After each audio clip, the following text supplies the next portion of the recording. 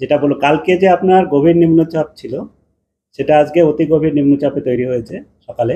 আর আজকে সন্ধ্যার মধ্যে এটা ঘূর্ণিঝড়ে পরিণত হওয়ার সম্ভাবনা আছে। আর কালকে সকালে সর্বোচ্চ এর তীব্রতা হওয়ার সম্ভাবনা, সেটা হচ্ছে আপনার তীব্র ঘূর্ণিঝড়ে পরিণত হওয়ার সম্ভাবনা।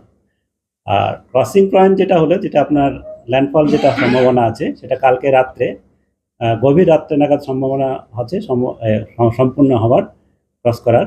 আর এর প্রভাবে যে ওয়েদার আপনার আগে অলরেডি যেটা ওয়ার্নিং যেটা দেওয়া সাহেব বলেছেন, সেটা হলো 26 তারিখে আপনারা যেটা জিজ্ঞাসা করছিলেন, 26 তারিখের আপনার কালকে দুপুর থেকে বা সকালের কিছুক্ষণ পরের থেকেই আমাদের আপনার ওয়েদার, তো আজকে অলরেডি আমার শুরু হয়ে গেছে আপনার যেটা আউটার ব্যান্ডে হয়, কিন্তু কালকে আমাদের যেটা মেন ওয়েদার, সেটা কালকে দুপুর থেকে 27 তারিখ দুপুর পর্যন্ত।